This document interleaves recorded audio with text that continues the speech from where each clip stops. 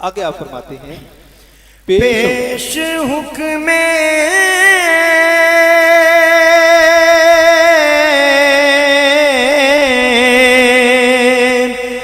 حق بنے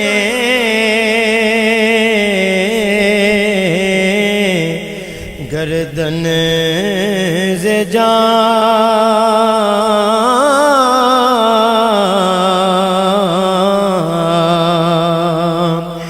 تسخر و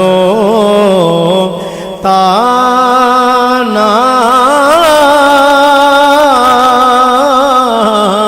مزن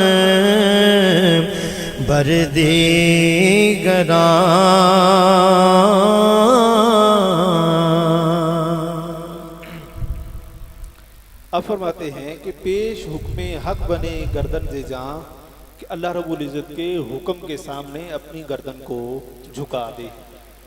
دوسری جگہ آپ فرماتے ہیں کہ اللہ رب العزت کا حکم حقیقی مانند ہے، تو اس کے سامنے گیند کی مثل ہے، تو جو حکم آئے اس پہ لبیک کہے۔ جس طرح سے ہاکی جدھر کو ٹھوکر لگاتی ہے، گیند سوال نہیں کرتی کہ مجھے دائیں بھیج رہی ہے یا بائیں بھیج رہی ہے، وہ ادھر دوڑتی چلی جاتی ہے۔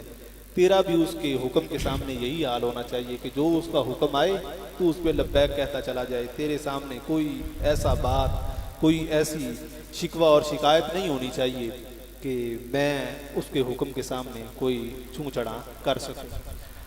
آپ فرماتے ہیں تسخرو تانا مزن بر دیگراں، دوسروں پر مذاق کرنا، تانا زنی کرنا یہ چھوڑ دے۔ دوسروں پر تانا زنی کرنا، مذاق کرنا تیرے اچھے اعمال کو بھی خراب کرتا ہے، اور ایسا خراب کرتا ہے کہ حقوق اللہ معاف کیے جا سکتے ہیں۔ اللہ رب العزت ان کو اپنی رحمت سے معاف فرما دے گا کہ نماز نہیں پڑھی کوئی بات نہیں، میری رحمت بڑی وسیع ہے، روزہ نہیں رکھا میری رحمت وسیع ہے، میں معاف کرتا ہوں۔ اگر کسی بندے کا دل دکھایا ہے، اس کی دل آزاری کی ہے، اس کے ساتھ اچھا رویہ اختیار نہیں کیا، اللہ رب العزت فرماتا ہے کہ جب تک وہ بندہ معاف نہیں فرمائے گا، وہ بندہ معاف نہیں کرے گا، میری ذات بھی معاف نہیں کرے گی، کیونکہ یہ بندے کا حق ہے، بندے کے ساتھ تو نے معاملہ کیا ہے، لہٰذا اس کے ساتھ تیرا سلجھانا ضروری ہے۔ آگے آپ مناجات کرتے ہیں اور اللہ رب العزت کی بارگاہ میں استغاثہ پیش کرتے ہیں کہ جب بندہ تانا زنی کرتا ہے، مذاق اڑاتا ہے، دوسروں کے ساتھ اچھا رویہ اختیار نہیں کرتا اور اللہ رب العزت کے حکم کے سامنے چوں چڑھا کرتا ہے، تو چند چیزیں اس کے سامنے ایک بڑا حجاب بن کے آتی ہیں۔ آپ ان کا ذکر فرماتے ہیں۔